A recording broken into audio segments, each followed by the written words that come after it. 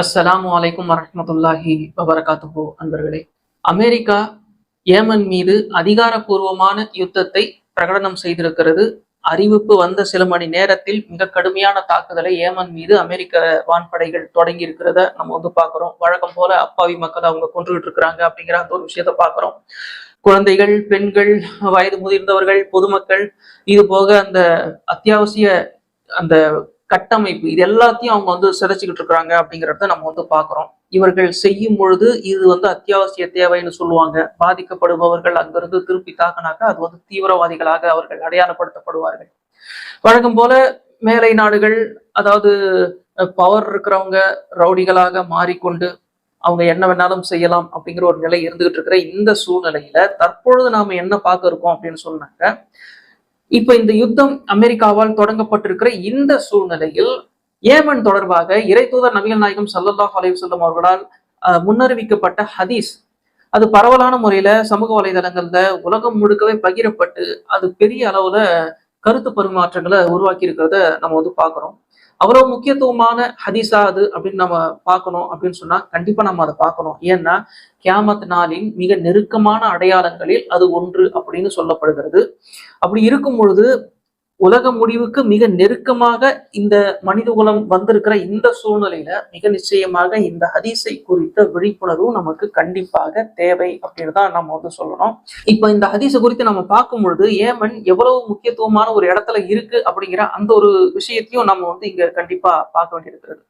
என்ன காரணம் அப்படின்னு சொன்னாக்க, ஏமனை பொறுத்த வரைக்கும் அது எப்படிப்பட்ட பூகோள அமைப்புல இருக்கு அப்படின்னு நாம தெரிந்து கொண்டாலே இப்ப இறை தூதர் அவர்களால் முன்னறிவிக்கப்பட்ட அந்த ஹதீஸ் எந்த அளவிற்கு முக்கியத்துவம் வாய்ந்தது அப்படிங்கிற அந்த ஒரு விஷயத்தை நம்ம புரிந்து கொள்ள முடியும்.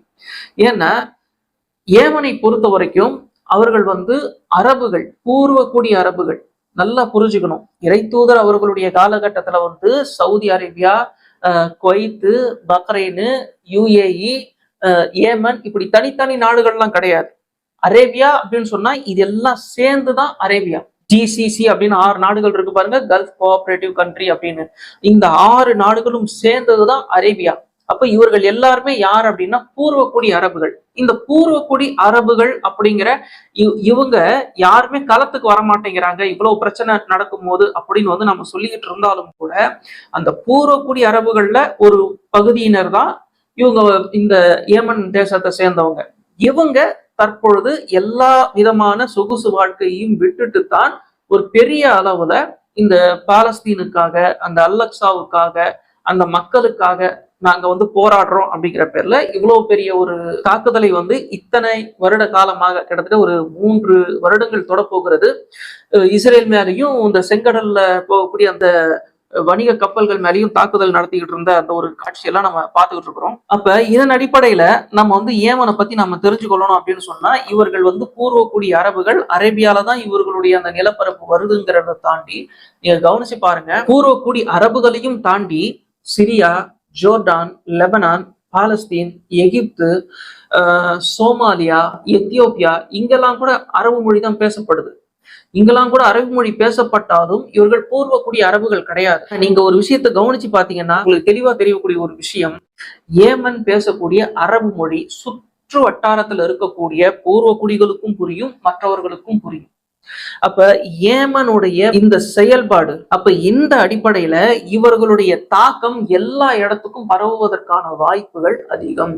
அப்ப இறை தூதர் அவர்களால அறிவிக்கப்படக்கூடிய ஹதீஸ்களை பார்க்கும் பொழுது ஒரு மிகப்பெரிய கிளர்ச்சி மத்திய கிழக்கில் உண்டாக போகிறது அப்படிங்கிற அந்த ஒரு விஷயத்தை நாம் தெரிந்து கொள்கிறோம். உண்மையிலேயே வா அப்படின்னா இறை தூதருடைய ஹதீஸ் நமக்கு அப்படித்தான் அறிவிக்கிறது. இப்ப அந்த ஹதீஸை நம்ம பார்ப்போம். முஸ்லிம் ஹதீஸ் 5558. உதைஃபார் ரலியல்லாஹு அன்ஹு அவங்க அறிவிக்கிறாங்க, அல்லாஹ்வின் தூதர் அவர்கள் கூறினார்கள், இறுதியாக யமன் நாட்டிலிருந்து ஒரு நெருப்பு கிளம்பி மக்களை விரட்டி கொண்டு ஓரிடத்தில் ஒன்று கூட்டும் அப்படின்னு சொல்றாங்க. அதுக்கப்புறம் முஸ்லிம் ஹதீஸ்ல இன்னொன்னு 5559, அதுக்கு அடுத்த ஹதீஸ். அதுல என்ன வருதுன்னா, அதன் பகுதியின் கடைக்கோடியிலிருந்து ஒரு நெருப்பு கிளம்பி மக்களை வாகனங்களில் ஏறி பயணம் புறப்பட செய்யும் அப்படின்னு சொல்லப்படுது. அப்ப இந்த 2 ஹதீஸ்களையும் நம்ம பார்க்கும் பொழுது ஒரு விஷயத்தை நம்ம தெளிவா தெரிந்து கொள்ள முடியுது. அது என்னன்னா, யமன் நாட்டிலிருந்து கிளம்பக்கூடிய ஒரு நெருப்பு மக்களை விரட்டி கொண்டு வந்து ஓரிடத்துல ஒன்று கூட்டும் அப்படின்னு. அப்ப யமன் நாட்டுல இருக்கக்கூடிய மக்களை மட்டும் தான் அது ஒன்று கூட்டும் அப்படின்னு அர்த்தம் வருதான்னா இல்ல. மற்ற ஹதீஸ்களை வச்சு நம்ம கம்பேர் பண்ணும்பொழுது, யமன் நாட்டு சம்பந்தமான மற்ற ஹதீஸ்களையும் வச்சு நம்ம கம்பேர் பண்ணும்போது, ஒட்டுமொத்தமா அங்க இருக்கக்கூடிய எல்லா மக்களையும் ஒன்று திரட்டி ஒரே நோக்கத்துக்காக மக்களை திரட்டி கொண்டு போகும் அப்படிங்கிற அந்த ஒரு விஷயம் தான் நமக்கு வந்து அதுல வந்து கிடைக்குது. அந்த ஒரு கருத்து தான் அதுல நமக்கு வந்து கிடைக்குது. இன்னொரு விஷயம் என்னன்னா, அதன் பகுதியின் கடைக்கோடியிலிருந்து அந்த நெருப்பு கிளம்பும் அப்படின்னு இருக்கு. அதாவது அதன் அப்படின்னா அரபுல அதன், இங்கிலீஷ்ல ஏடன். ஏடன் வளைகுடாவின் கடைப்பகுதியில் இருந்து நெருப்பு கிளம்பும் அப்படின்னு இருக்கு. இப்போ இந்த ஹூத்திகள் ஏமனுடைய அந்த ஏடன் வளைகுடால இருந்துதான் அந்த செங்கடலை தாக்குவதற்காக இவர்கள் நெருப்பு பிழம்புகளை விட்டு கொண்டிருக்கிறார்கள், ஏவுகணைகளை வீசி கொண்டிருக்கிறார்கள் அப்படிங்கிற அந்த ஒரு விஷயத்தையும் நம்ம வந்து பாக்குறோம். அப்ப இது தொடர்ந்து என்ன ஆகுது அப்படின்னா, மக்கள் வாகனங்களில் ஏறி கூட்டம் கூட்டமாக பயணத்தை செய்வார்கள் அப்படின்னு வருது. அப்ப இது எல்லாத்தையும் நீங்க இப்ப நடக்கக்கூடிய இந்த விஷயத்தோட பொருத்தி பார்க்கும்போது தெளிவாவே தெரிகிறது, அது இறை தூதர் அவர்களால் முன்னறிவிக்கப்பட்ட ஒன்றாக இதுதான் இருக்கும் அப்படின்னு. அதே மாதிரி இன்னொரு ஹதீஸ், புகாரி ஹதீஸ் 6522, அபூ ஹுரைரா ரலியல்லாஹு அன்ஹு அவங்க வந்து அறிவிக்கிறாங்க, மக்கள் 3 பிரிவினராக ஒன்று திரட்டப்படுவார்கள் இந்த ஏமன் சம்பந்தமான இந்த விஷயத்துல. அதுல முதல் பிரிவினர் அச்சத்துடனும் ஆர்வத்துடனும் செல்வார்கள். இரண்டாவது பிரிவினர் வாகன பற்றாக்குறையால் தாமதித்து பின்னர் ஒரே ஒட்டகத்தின் மீது 2 பேராக, ஒரே ஒட்டகத்தின் மீது 3 பேராக, ஒரே ஒட்டகத்தின் மீது 10 பேராக செல்வார்கள். அவர்களில் எஞ்சியவர்களை நெருப்பு ஒன்று திரட்டும். அவர்கள் மதிய ஓய்வு எடுக்கும் போதும் இரவில் ஓய்வெடுக்கும் போதும் காலை நேரத்தை அடையும் பொழுதும் அந்த தீ அவர்களிடையே இருக்கும் அப்படின்னு இறை தூதர் அவர்களால் முன்னறிவிப்பு செய்யப்பட்டிருக்கிறது. அப்ப இந்த இடத்துல நம்ம பார்க்கக்கூடிய ஒரு விஷயம் என்னன்னா, மக்கள் 3 பிரிவினராக பிரிந்து அதுல முதல் பிரிவு அச்சத்துடனும் ஆர்வத்துடனும் அங்கிருந்து செல்வார்கள் அப்படிங்கிற அந்த ஒரு விஷயம், அகதிகளாக செல்லக்கூடிய அந்த காட்சி. அதே மாதிரி இன்னொரு கூட்டம் போகும்பொழுது வாகன பற்றாக்குறை ஏற்படும். அப்போ ஒட்டகத்தின் மீது, ஒட்டகம்னா வாகனம், ஒட்டகத்தின் மீது ஒருத்தரோ 2 பேரோ 3 பேரோ 10 பேர் வரைக்கும் கூட வாகனங்கள்ல ஏறிக்கிட்டு போவாங்க அப்படின்னு வருது. எஞ்சியவர்கள் அங்கேயே தங்குவாங்க. அவங்களதான் அந்த நெருப்பு வந்து ஒன்று திரட்டும். அவங்க மதிய ஓய்வெடுக்கும் போதும் இரவில் ஓய்வெடுக்கும் போதும் காலை நேரத்தை அடையும் போதும் அந்த தீ அவர்களிடையே இருக்கும் அப்படின்னு சொல்லும் பொழுது ஆயுதங்களை குறிக்கிறது அப்படின்னு தான் எடுத்துக்கொள்ள முடிகிறது. அவர்களுடைய வெடிகுண்டுகளா இருக்கலாம், அவர்களுடைய அந்த மிசைல்ஸ், ராக்கெட்ஸ், இதைத்தான் இது குறிக்குது அப்படின்னு நம்ம எடுத்துக்கொள்ள முடியுது. அப்ப ஏமன்ல நடக்கக்கூடிய இந்த விஷயங்களை பார்க்கும் பொழுது மிக நிச்சயமாக தற்பொழுது நடக்கக்கூடிய விஷயங்களோடு அப்படியே பொருத்தி போகிறத பார்க்கிறோம்.